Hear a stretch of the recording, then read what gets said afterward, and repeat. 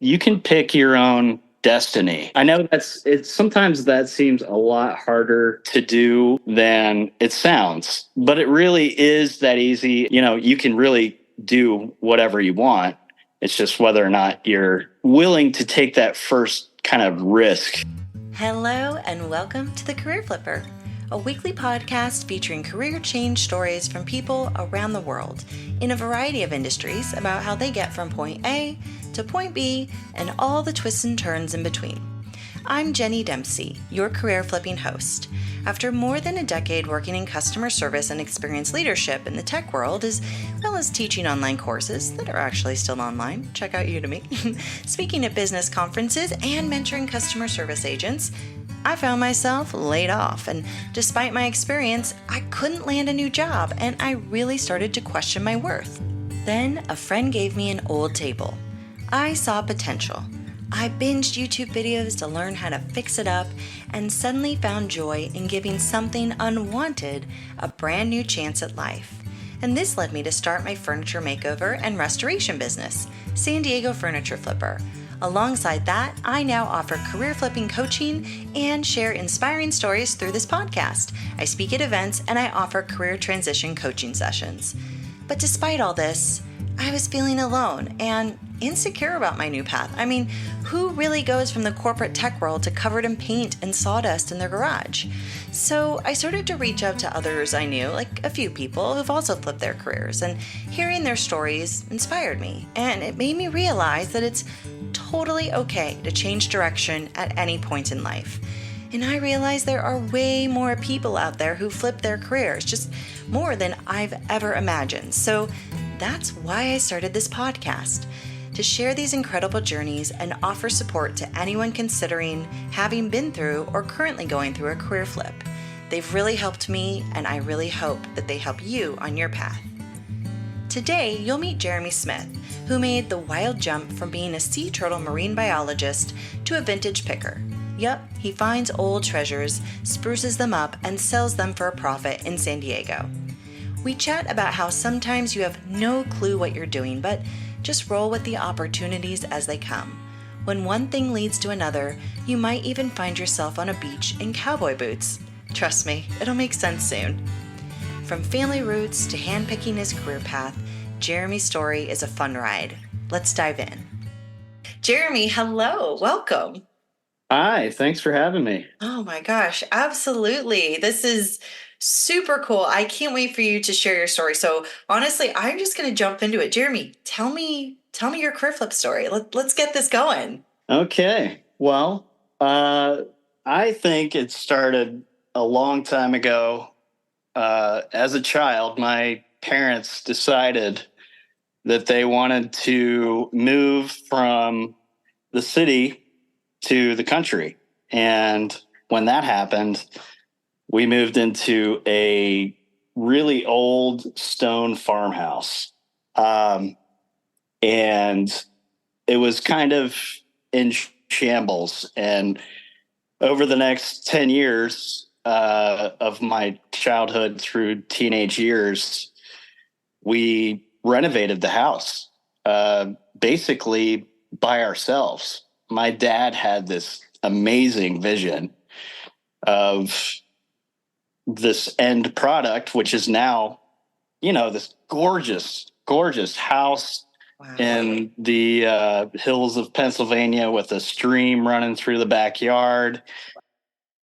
Through all that construction and renovation, I got to learn so much. I mean, I was working with, sledgehammers and cement trucks and all that stuff from the age of 8 years old through when I graduated high school and ended up going to college in Tennessee. So we did a whole bunch of stuff, and I learned a lot about how to make things look cool. And my dad's vision of things and how it actually came to life.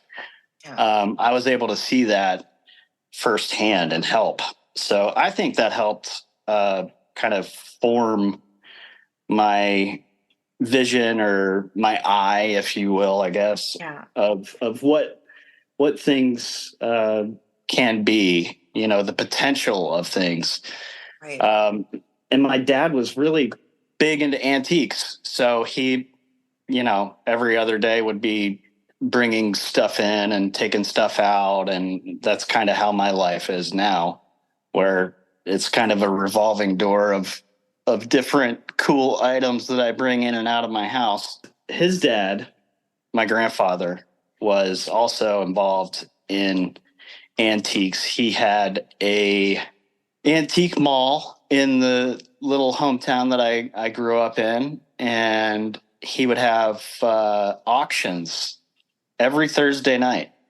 My grandmother would be in the back making chili dogs. My grandfather would be sitting up at the auction table with the auctioneer, and here's little Jeremy running around showing people all the items that they're bidding on. I love And this. it was just kind of a way of life for me. I didn't realize, I was being educated at the same time on Right. the antique world. It was really cool to kind of grow up as, I guess you could say, I'm like a third generation picker, right? Yeah. What a great bonding experience too with your family, all the memories you have, and just that's just a special way to connect with your family. Absolutely. The antiques and just being able to grow up in that house, I think is a huge part of what makes me see things maybe a little differently, you Yeah. know. And then, so you started here in this very, what it sounds like, nurturing environment, working with your family, taking old things, bringing them back to life, the house, the antiques, and learning to have that attention to detail and potential. I love how you said that. You saw that from an early age. So you took that, and then it sounds like you graduated from high school and you went to Tennessee. And what did you study there? What were your goals at that time? So I went to school and had no idea what I wanted to do, and that sort of reflected in my performance because I didn't do so hot. Okay. Yeah.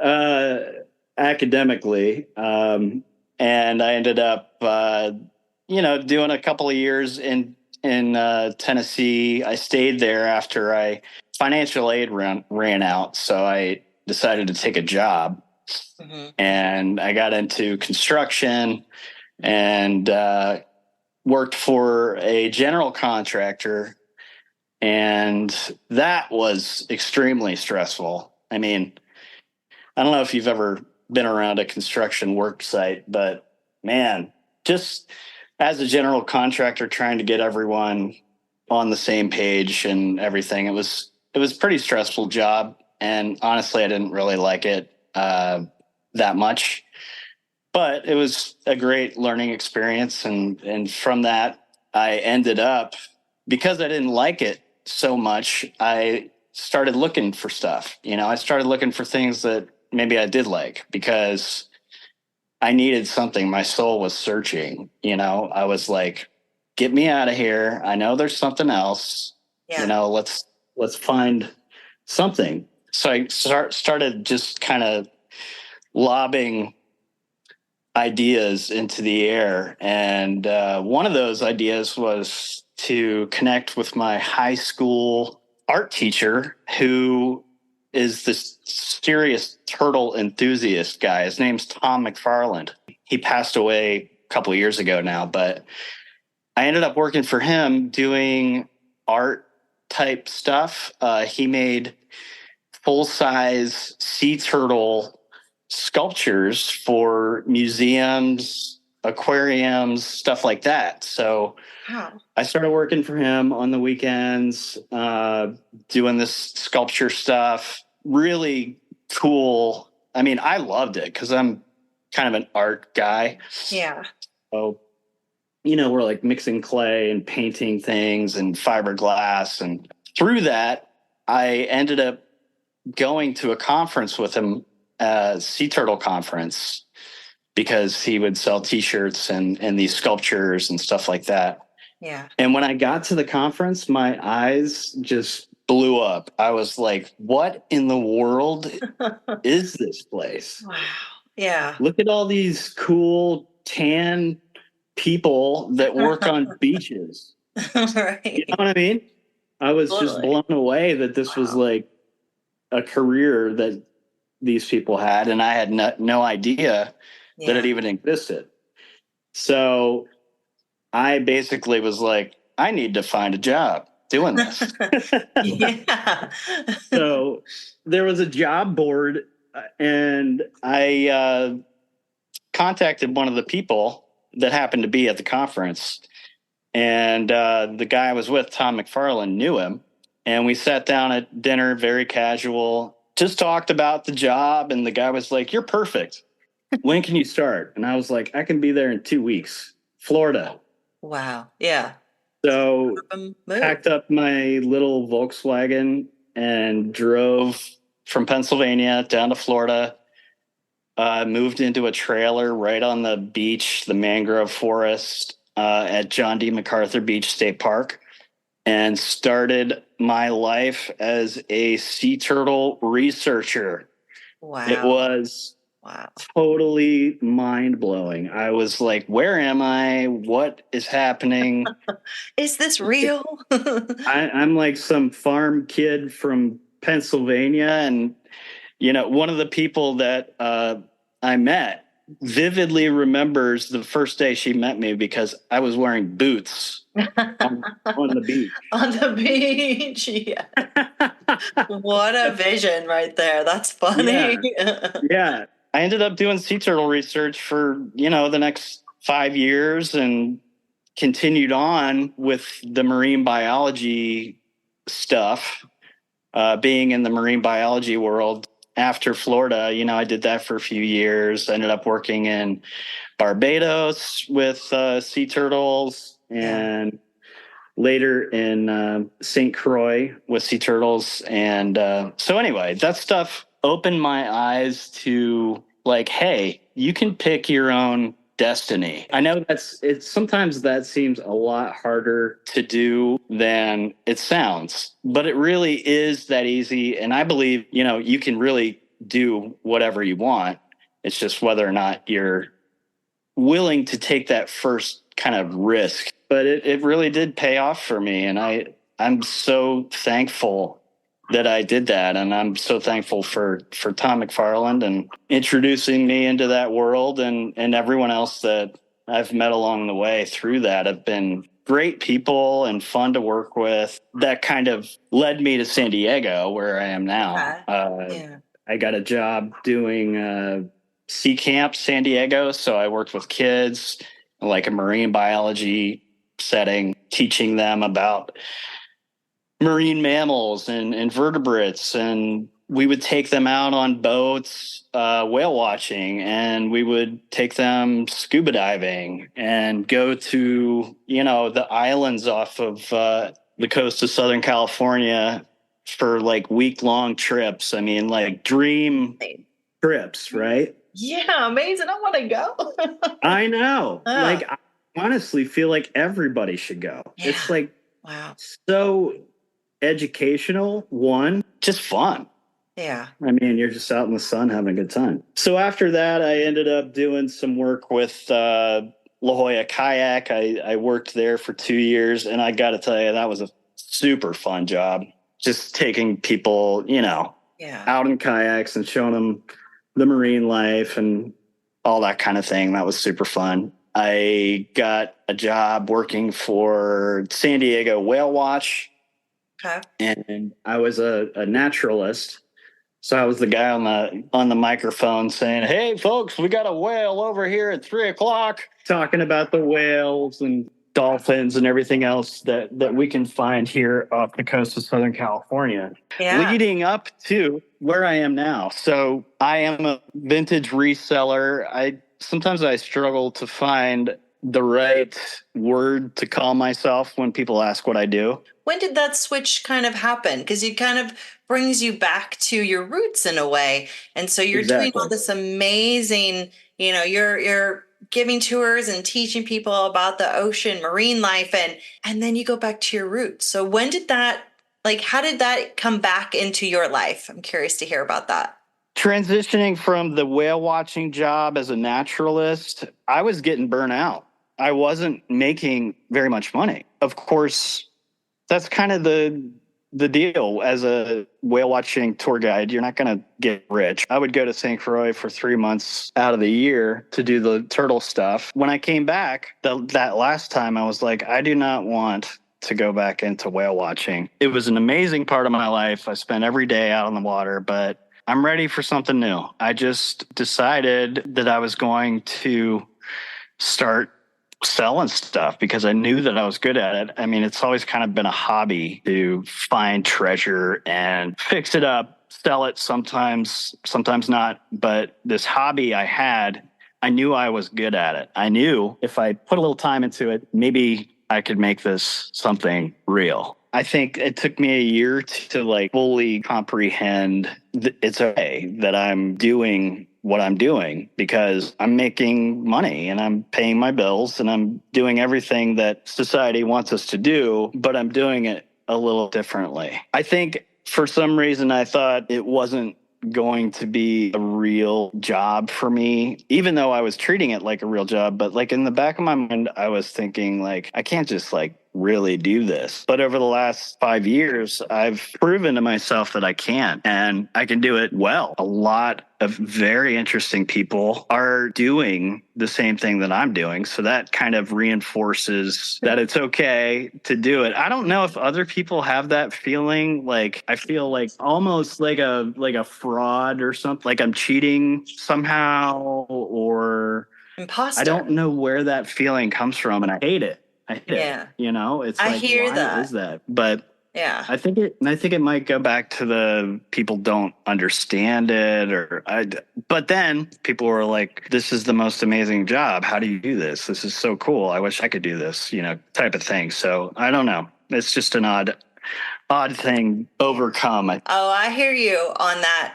very, very loudly. That feeling of the fraud, the being a bit of an imposter, that imposter syndrome kind of coming through because it's kind of one of those things where, and maybe you've had these experiences where, yeah, there's so many people that are like saying, this is awesome. And then you tell a couple people, like maybe it's only like one or two people and they're like, that's your job. And they raise their eyebrows and they think it's weird or it's different. And I don't know if you're the same way, but then I hold on to that and I'm like, I got 100 people over here that are supporting me and cheering me on and think it's awesome.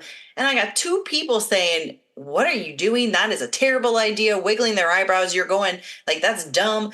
And I'm listening to those more. And then I feel the fraud coming in. And that sometimes, I don't know, that kind of churns things up. But hearing you say all this and like your journey of like, you were open to these different ideas and from sea turtle art to actually then going and researching the real deal. And I'm a huge ocean fan and I love sea turtles. And just hearing that, it's like you never saw that coming and you saw this different life for yourself. You weren't sure what it was.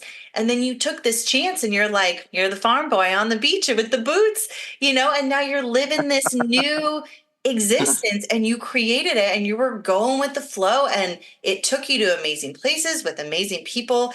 And then you came back to your roots and it kind of became that thing where it sounds like what I was hearing you say. I was like, you had that in the back of your mind, like, maybe not. Like, maybe this isn't thing. I'm so glad you pushed through that. Like, so glad because it sounds like your heart is in this and you're doing amazing things out there. And I always love to say, especially with old furniture and things like that, you're giving it another chance at life. These well-made things that shouldn't be in the dumpster, that shouldn't be, in someone's attic. Like you're bringing it into your home, you're bringing it into other people's homes, and you're connecting with people through that. And I'm so glad you don't listen to that fraud voice in your head because you are not like you are doing great work and paving your own path. And that is something that so many people may not feel they can do. And then they, hear stories like this, and suddenly it's like, oh, maybe I could. Maybe even if I feel that imposter in my head telling me, I could still go do it anyways. Absolutely. I think that probably stems from when I did take the first sea turtle job. I think it was one of those things where I was like wondering if it was real, and my parents were like, when are you going to get a real job? You know, this is fun, but where are you going? I never had an answer for that. And I always felt bad. You know, there was like a little voice in my head saying like, you're not doing this right. You're not doing this right. You need to do something that gets you a 401k and salary. And to me, that meant a job I didn't want. And I fought that for so long. There was this turning point, I think. My parents came to visit me in Florida, and I took them out on the beach one night to watch a sea turtle nest. And if you've ever done that, it's pretty magical, right? The waves are flowing in and the stars are out, and you're watching this like prehistoric beast lay eggs in the sand. Like, what is happening? I remember my mom and dad sort of looking at things a little differently after that, respecting my choice to be there. Wow, what a journey. Like, Jeremy, thank you for sharing all this. I want people to connect with you, like they have questions or they want to pick your brain or they want to see what you're up to. How can they connect with you? How can they find you? I am on Instagram, Vintageair. So I combined the two. It sounds so cheesy. Every time I say it, I'm like, oh God, get a new name. No, you're good. We'll have it linked in the show notes. Yeah. Okay. Be able to find it. It's creative. It's yours. It's yours. Yeah, I guess so. Yeah. Yeah. Well, I hope everyone connects with you, Jeremy. Your story is incredible. And it's just the true testament to like, you can create your own path, even when you don't necessarily know what it looks like. When opportunities show up, you'll know. And thank you so much for taking the time to share. And I appreciate you so much. Well, thank you. Thanks for tuning in to this episode of The Career Flipper. Be sure to connect with Jeremy using the links in the show notes. If you got something out of this episode, I hope you'll share it with a friend. Make sure to rate and review the show and hit that subscribe button for more flippin' stories like Jeremy's every Thursday. Your support helps me reach more career flippers and future flippers to be, spreading the love, support, and motivation we all need on this journey. And if you ever need a career flipping speaker for your event, want to sponsor the podcast, or just want to say hi and share your story, pop over to thecareerflipper.com. I'd love to hear from you. Keep on your path, my friend. What's the best that could happen? Talk to you next week.